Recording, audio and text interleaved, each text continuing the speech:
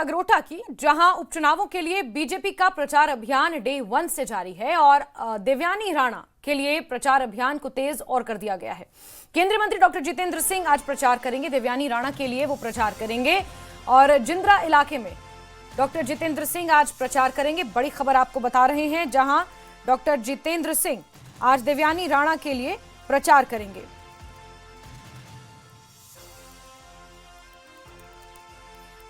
और नगरोटा उपचुनावों की जंग भी अपने आप में बेहद दिलचस्प है। सीधा मुकाबला यहां एनसी की शमीम बेगम और बीजेपी की तरफ से दिवंगत नेता देवेंद्र सिंह राणा की बेटी देवयानी राणा के बीच देखने को मिल रही है।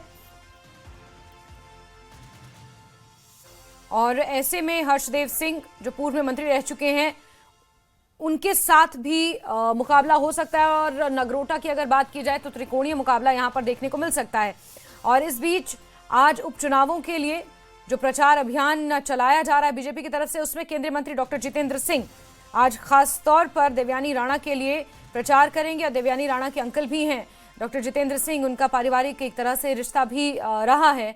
और दिवंगत नेता देवेंद्र सिंह राणा, जो कि लंबी बीमारी के बाद उनका निधन हो गया था, उन्होंने भारी मतों से 30,000 के आसपास मतों से वोट हासिल, जो वोट डिफरेंस था वो 30,000 के आसपास का था और उन्होंने एक बड़ी जीत यहां से दर्ज की थी। और सीधे रुक कर लेते हैं, हमारे सहयोगी समीर भट्ट इसी खबर पर जुड़े हुए हैं। समीर, आज डॉक्टर जितेंद्र सिंह पहुंच रहे हैं नगरोटा उपचुनावों में। एक तरह से अगर कह लिया जाए तो पारिवारिक रिश्ता भी है, अपनी भतीजी के लिए प्रचार करने। जी बिल्कुल। जो पहली बार जितेंद्र सिंह जो है वो नॉमिनेशन फाइल करने के बाद आज पहली बार देवयानी राणा के प्रचार में जा रहे हैं। और 12 बजे के करीब वो जिंद्रा एक एरिया है, तकरीबन 2 घंटे का सफर है जम्मू से। बहुत ही बड़ा एरिया है ये नगरोटा कॉन्स्टिट्यूंसी। वहाँ पे के जो लास्ट मोड़ पे जिंद्रा एरिया है, वहाँ पे एक रैली को संबोधित करेंगे। और जितेंद्र सिंह जो है उनके अंकल लगते हैं और कहीं ना कहीं कई दिनों से लगातार वो बिजी थे। जब हमारी बात पहले उनसे हुई थी तो उन्होंने कहा कि उनको कोई और रिस्पॉन्सिबिलिटीज भी दी गई है, जिसमें गोवा मिजोरम की जो रिस्पॉन्सिबिलिटी है वो दी गई है। लेकिन उन्होंने ये कहा था कि वो जरूर टाइम निकाल के देवयानी राणा के हक में प्रचार करेंगे। और कहीं ना कहीं आज की जो रैली है बहुत इम्पोर्टेंट रैली है। और वहाँ पे क्योंकि अपनी भतीजी के लिए वो वोट मांगेंगे और कहीं ना कहीं जो फैमिली टच होता है, आपको पता ही कितना इमोशनल उनके लिए भी एक मौका है, क्योंकि उनके भाई जो है वो देवेंद्र सिंह राणा अब इस दुनिया में नहीं है, लेकिन उनकी बेटी के लिए अब वो प्रचार करेंगे।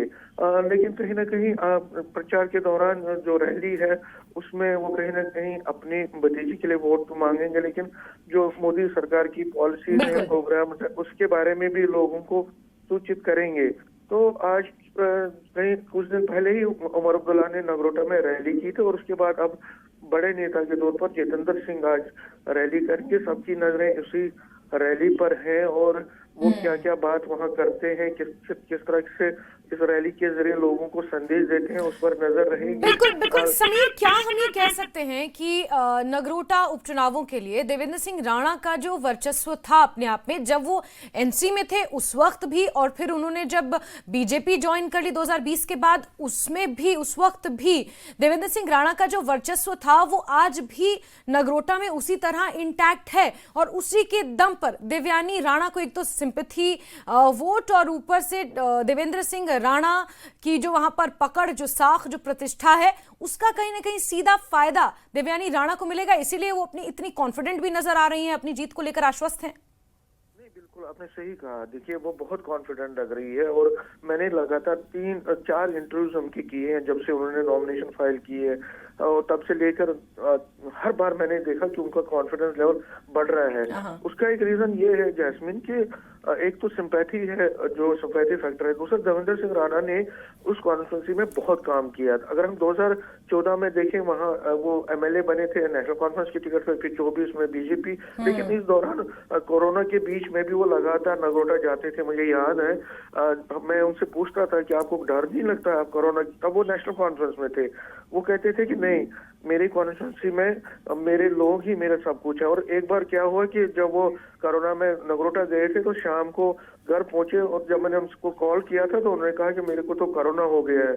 तो लेकिन उसके बावजूद भी वो अपने लोगों से इन टच में रहे, अपने लोगों से उन्होंने कभी भी जो है कनेक्शन नहीं छोड़ा और अपनी कॉन्स्टिट्यूंसी में बहुत इन्वेस्ट किया।